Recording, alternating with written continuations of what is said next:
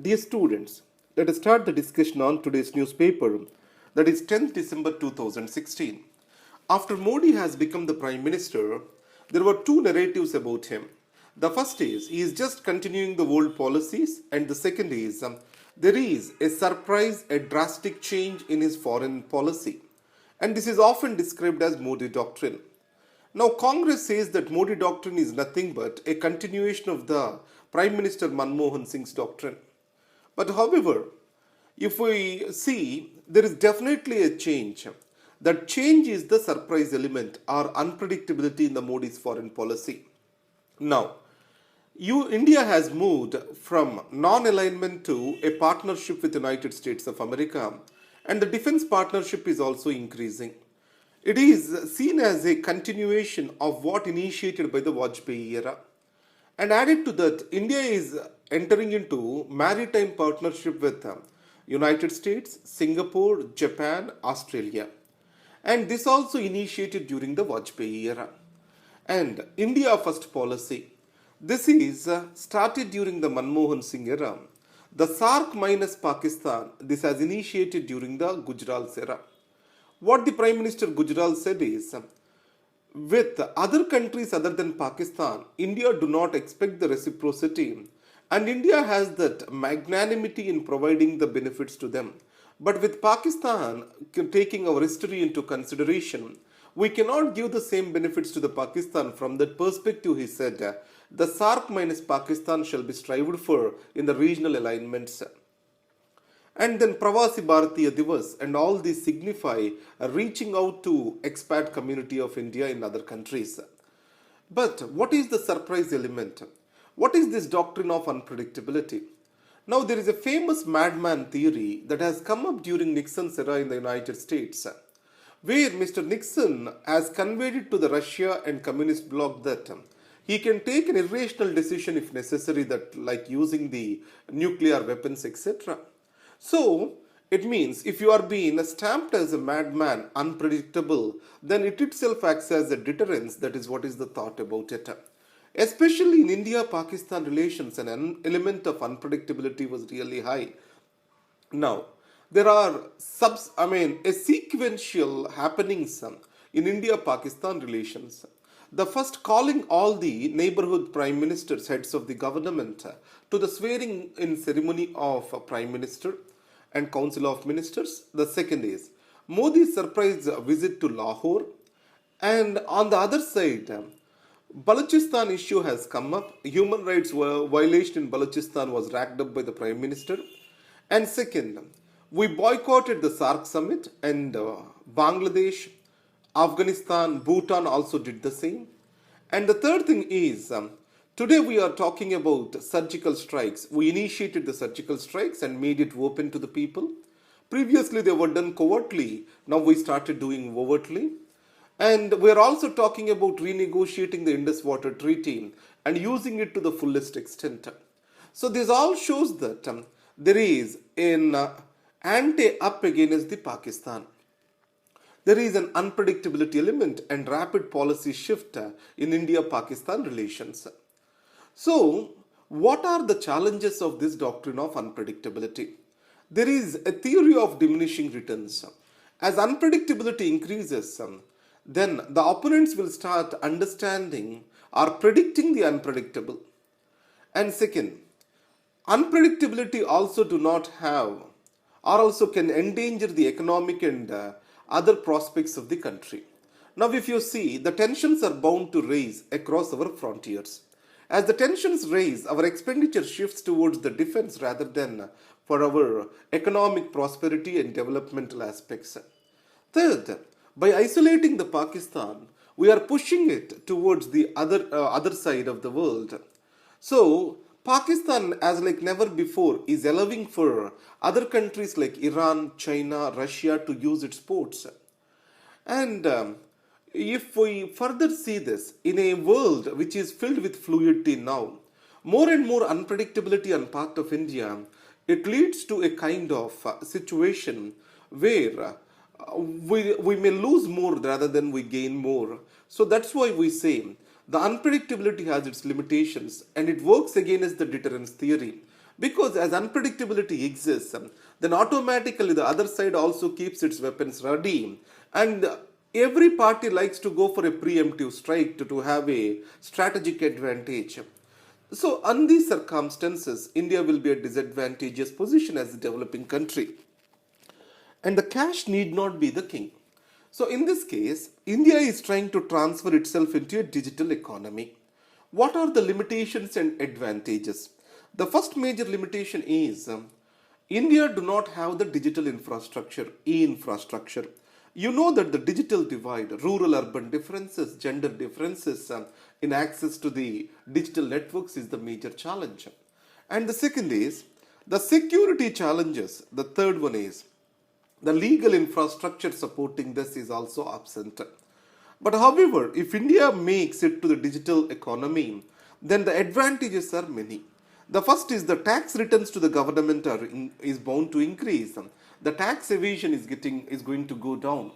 And as every transaction is being reported, the consumer rights in the country gets strengthened. And the third thing is the country will have huge savings as the digital transactions are much cheaper compared to the cash transactions. These are the advantages. So in this context, already Kisan credit cards were in operation in India. The RuPay cards are in operation. And once this purse, Andhra Pradesh purse, Telangana purse, and all this comes up, the digital economy is expected to take a boost. South Korea at crossroads. The South Korean President Park Geun-hye, she has lost the power because of the impeachment initiated there. What is the reason? That is corruption. So because of this impeachment, there is a political instability. On the economic front, the South Korea is facing an economic downturn and the growth rate is decreasing. Strategically, the America today has deployed the third missiles in South Korea against the dangers from North Korea. And China is not welcoming this.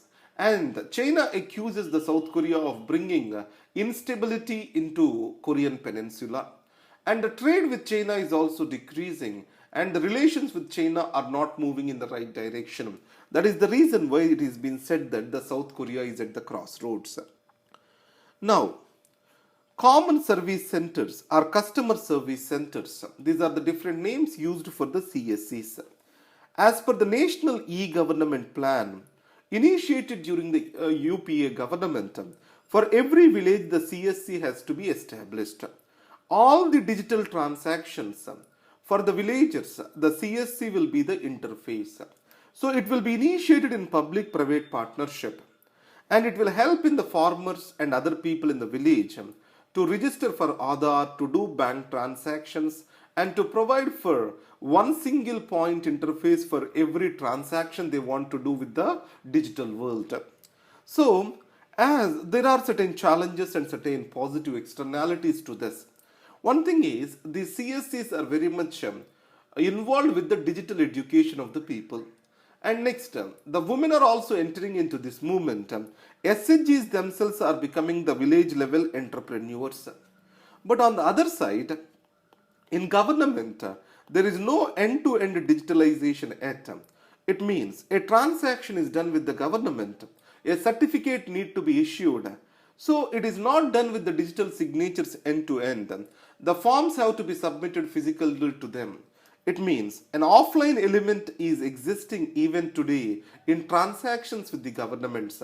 It is increasing the costs of common service centers and also making their work process very difficult. And the second, there is no proper legal framework to handle the e-governance initiatives in India.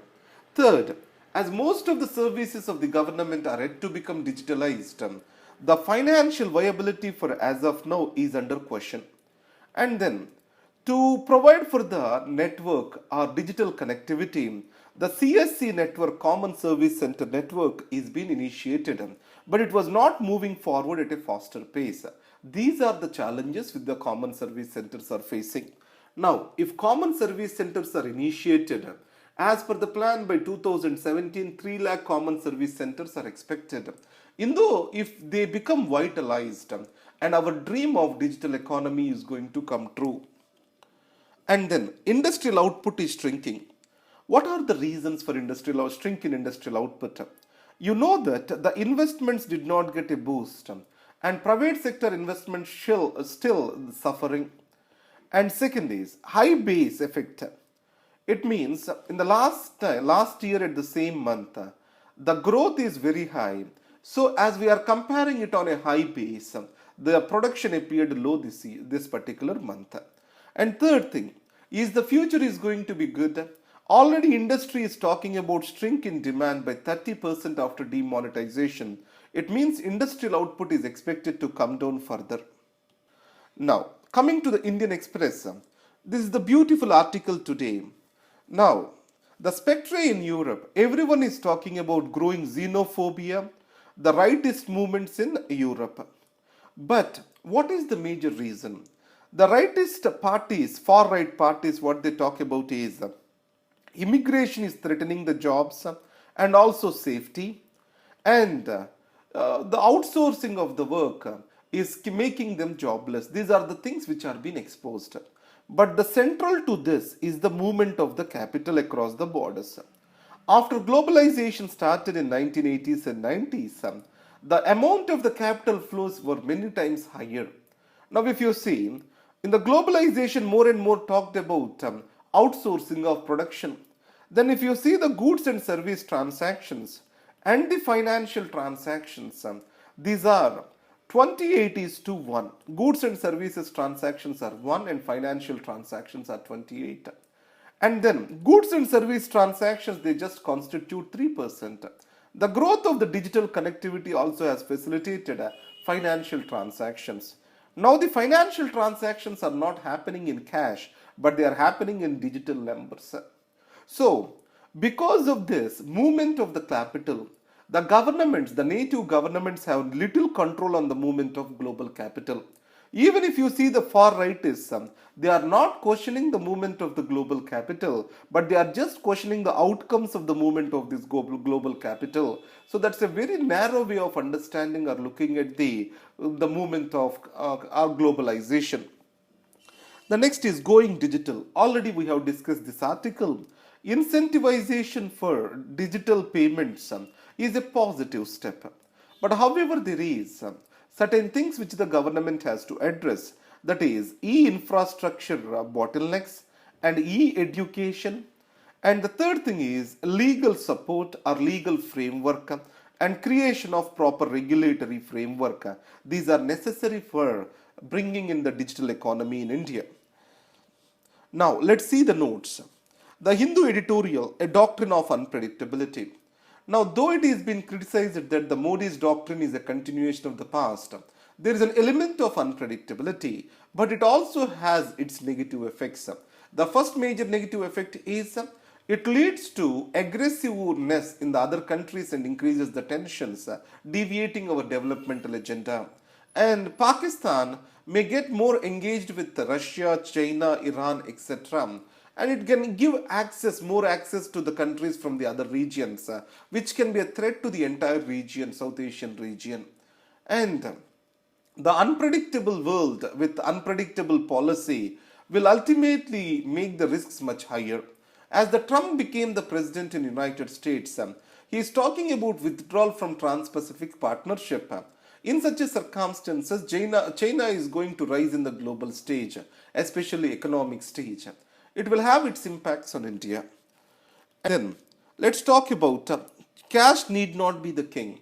So the digital economy, yes, it has its own benefits with regard to the decrease in transactions, improvement in consumer rights, and providing for the better safety nets to the people as the revenues of the government are bound to increase. And then a leap into the digital world. The common service centers, which are initiated in 2006 as part of National E-Governance Plan, can revitalize the digital economy in the rural areas. And then the business industrial production has shrinked on IIP index of statistical organization.